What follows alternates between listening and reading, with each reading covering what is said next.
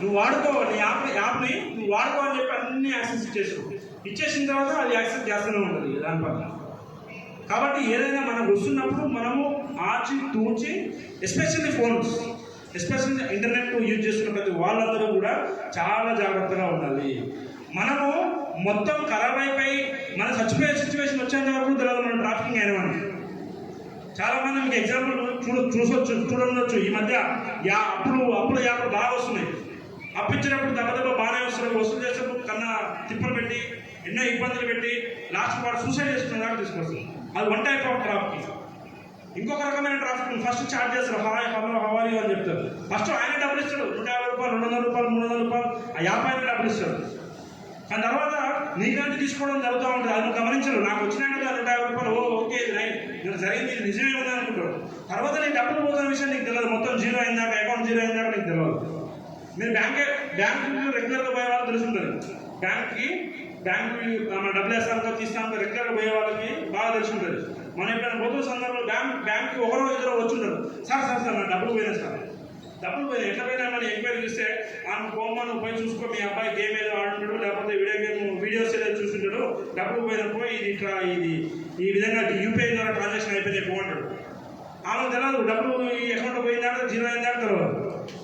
ఆ గేమ్ వల్ల, ఆ యాప్ వల్ల, ఆ వీడియోస్ వల్ల పైసలు పోతుంది.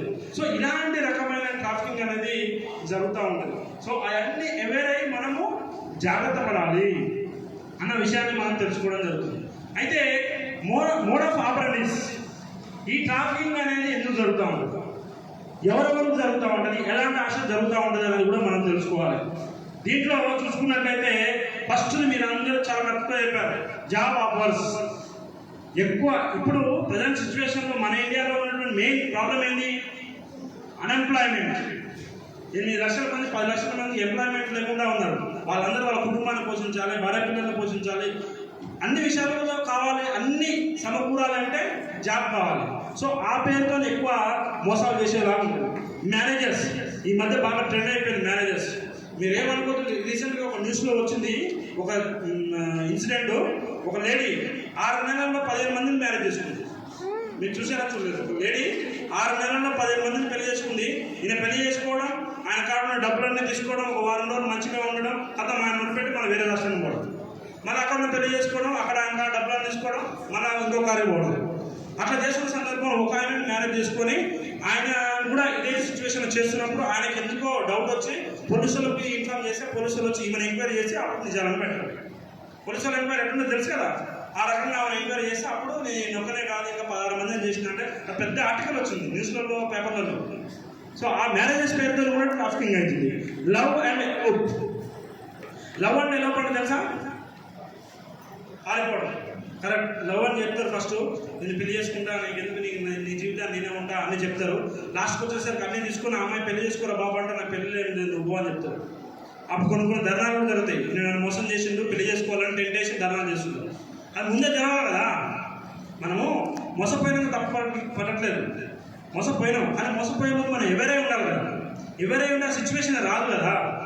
సో కాబట్టి ఆ లవ్ అండ్ ఎలోప్ కూడా ఫిలిం రోల్స్ అని, మోడలింగ్ అని, దాని తర్వాత ట్రాఫికర్ కెన్ బి కనెక్ట్. ట్రాఫికర్స్ ఏ విధంగా కనెక్ట్ అవుతారో చూడండి. మిస్డ్ కాల్ ద్వారా కావచ్చు, వాట్సాప్ ద్వారా కావచ్చు, ఇన్స్టాగ్రామ్ ద్వారా కావచ్చు, ఫేస్బుక్ ద్వారా కావచ్చు, టెలిగ్రామ్ ద్వారా కావచ్చు, మెసెంజర్ ద్వారా కూడా కావచ్చు. ఫేస్బుక్లో మెసెంజర్ ద్వారా కూడా కావచ్చు. మ్యాట్రిమోనియల్ సైట్స్ మేము ఇంట్లోనే ట్రైనింగ్ చెప్తా ఉంటే ఒక నిజంగా టీచర్ చెప్పిన ఎగ్జాంపుల్ ఇది.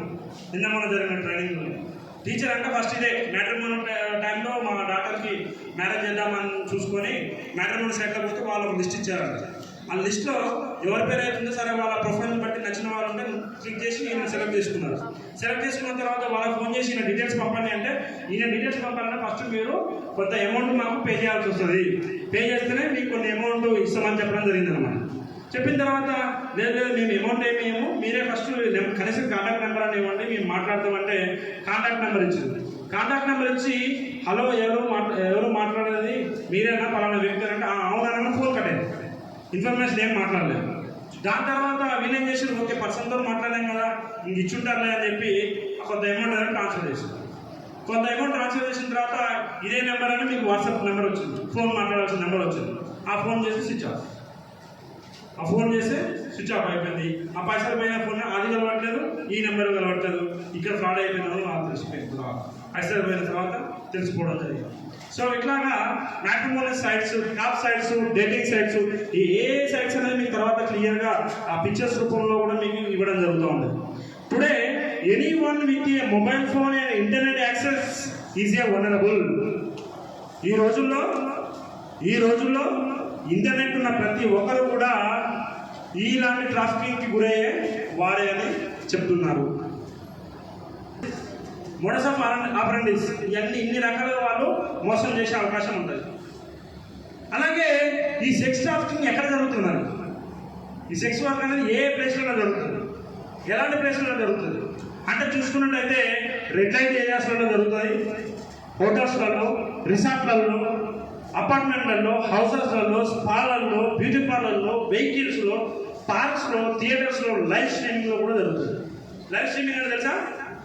లైవ్ స్ట్రీమింగ్ అంటే ఎదురు వ్యక్తి న్యూడ్గా ఉంటాడు, ఈదరు వ్యక్తి కూడా న్యూడ్గా ఉండి అదొక one type of procedure. So ఇవన్నీ ఏ ప్లేస్ అయినా మర్చిపోయినామా ఇంకా మనం?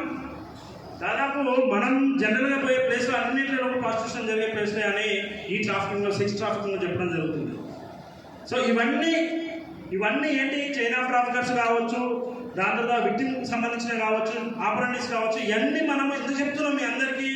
ఇవన్నీ మనం ఎందుకు చెప్పుకుంటున్నాం తెలుసుకోవాలని. ఇలాంటి సందర్భాల్లో ఎంతో మంది ట్రాఫికింగ్ గురై ఎన్నో కష్టాలు పడుతున్నారన్న విషయాలు మనం తెలుసుకొని, మనం అర్థం చేసుకొని, మనల్ని కాపాడుకొని ఎదురు వ్యక్తిని కూడా కాపాడే ప్రయత్నం చేయాలని ఈ సెక్స్ ట్రాఫికింగ్, అండర్స్టాండింగ్ సెక్స్ ట్రాఫికింగ్లో మనం చెప్పుకోవడం జరుగుతుంది. సో ఇవన్నీ వస్తాయన్నమాట. దీని తర్వాత ఇప్పుడు 3 ఉంటుందండి. Any doubts?